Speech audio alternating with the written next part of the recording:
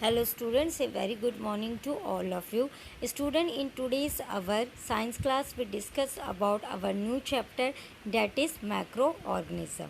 So in order to understand macroorganism we have to understand few things regarding to it, that what are macroorganisms and why they are so important to us.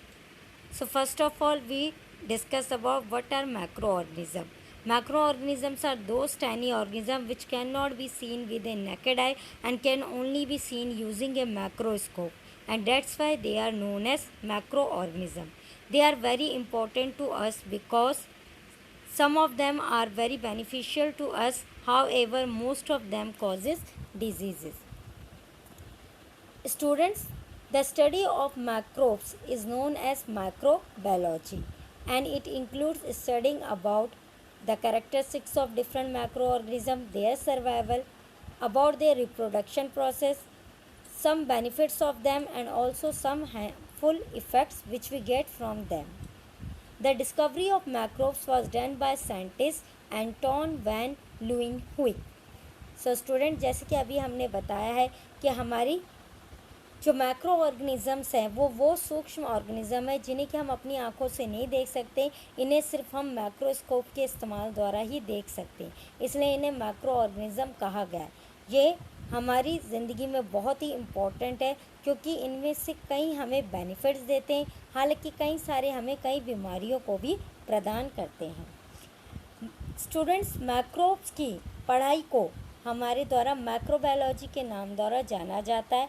इसमें हम कई सारी चीज़ों के बारे में पढ़ते हैं कि मैक्रो ऑर्गेनिज़म के क्या चरित्र हैं, उनके सर्वाइवल यानी कि वो कैसे जीवित रहते हैं और किस तरीके से अपने आप को एक से ज़्यादा में रिप्रोड्यूस करते हैं।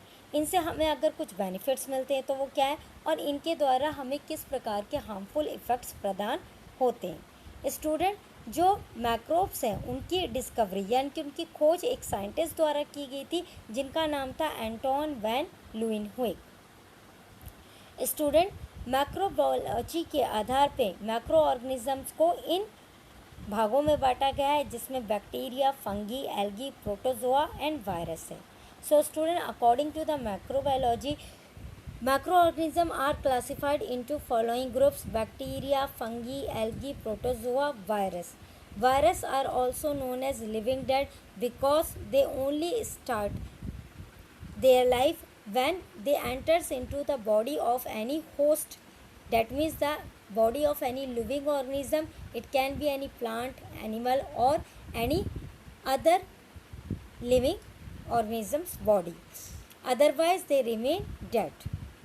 स्टूडेंट, वायरस यहाँ सबसे इम्पॉर्टेंट है क्योंकि स्टूडेंट्स वायरस जो है वो एक ऐसा मैक्रो ऑर्गेनिज़म है जो कि वैसे तो डेड होता है, मगर अगर वो किसी भी होस्ट की बॉडी में चला जाए यानी कि किसी प्लांट, एनिमल या किसी ह्यूमंस की बॉडी में चले जाए तो इस केस में वो अपना जीवन की शुरुआत कर देता है। So student, that's all for the today session. Hope you like it. Thank you and have a great day.